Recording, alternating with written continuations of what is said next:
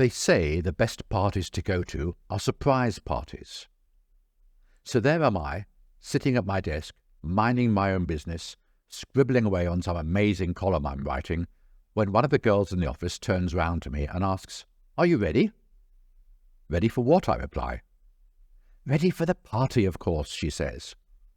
I look blank. She looks exasperated. "You do know it's the department's spring festival party this evening?" If the truth be known, I've been hearing rumours about it for the past few weeks, but it turns out that no one has thought to actually tell the foreign expert, sitting surrounded by all these Chinese girls, that the party is actually today, or even where it's to be held.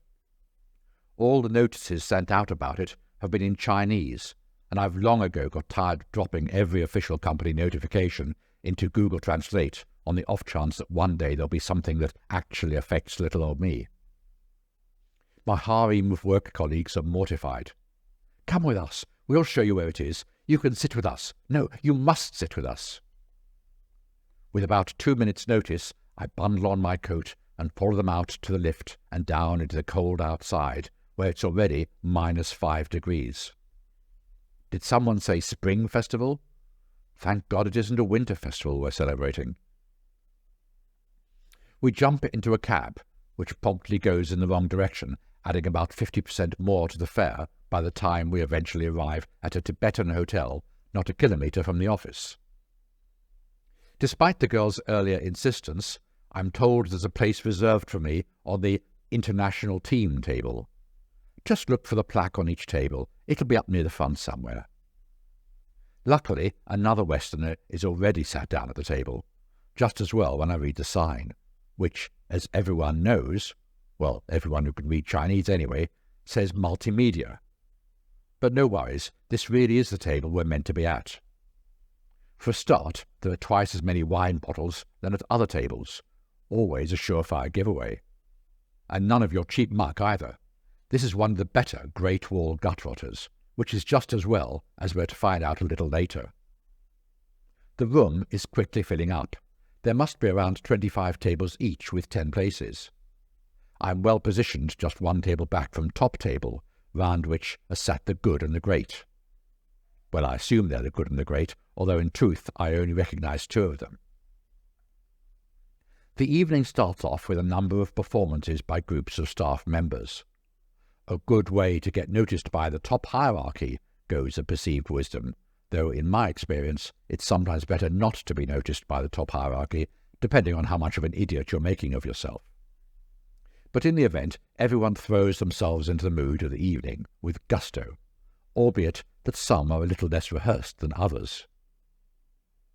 One of the popular acts is Chinese girls pretending they're Thai, not to mention the Chinese girls who are pretending to be Indian, or the guys who appear to have a gender imbalance problem, though no one worries about the apparent lack of talent in the girly group as long as they wiggle their asses and show off their legs.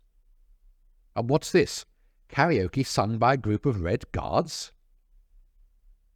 For me, one of the highlights of the performances is a girl doing Peking opera, and very well too. Not that I'm an expert, you understand, but she appears to have strangled the requisite number of moggies to get that perfect sound so loved by our speaking opera aficionados. All too soon, though, it's time for the speeches. Not one speech, not 2 speeches, but endless speeches, thanking everyone, reviewing the past year, reviewing the industry, reviewing the highlights, reviewing the failures, reviewing each other's navels, I'm sure, though it's all in Chinese, and so we foreign experts learn to laugh when everyone else laughs, clap when everyone else claps, and pretend it is all a bundle of fun.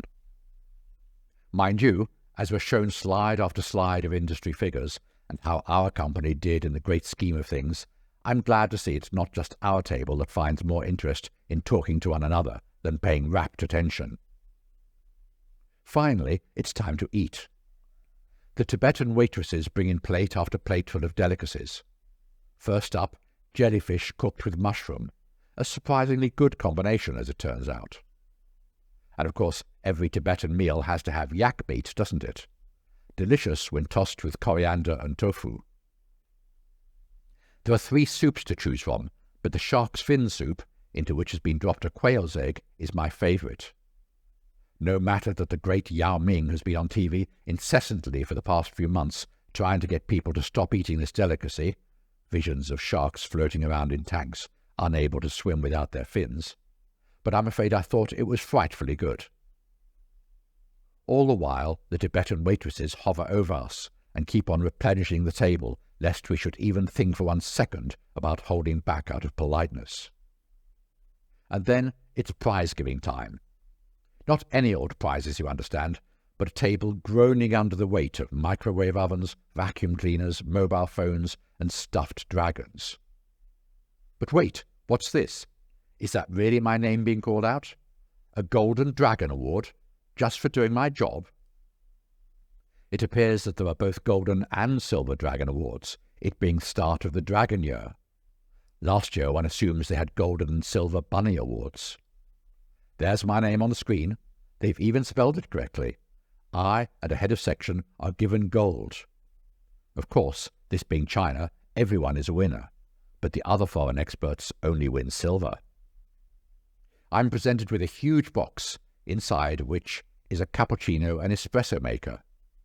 The silver awardees get a slightly smaller coffee machine. I'm flabbergasted. I'm delighted. I'm pleased as punch. I'm glad I came. And then it's time for New Year toasting. Now, as you may know, the Chinese take their toasting quite seriously. The idea is that a table at a time does the circuit around the room, toasting all the other people. Do the maths. You could end up having to knock back some 250 toasts. Of course you don't. You take a little slurp of your wine after clinking glasses with maybe 5 or 6 people, always trying to remember to clink your glass lower than the person you're clinking with to show respect for them. It doesn't take too long before you start to lose count of who you've clinked with and who is still waiting to be clinked. Better to clink a second time, just to make sure.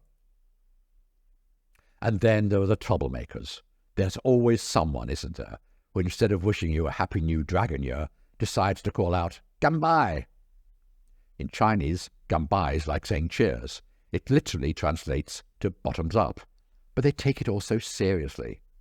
You can't say ganbai and not finish your drink, regardless of how much is in the glass. So trust me to have just filled up my glass with a good slug of gut water, where the head honcho, the godfather figure of the company, comes over to us and shouts, "Ganbai!" And if it's good enough for him, then everyone else too feels the need to get in on the act. "Ganbai!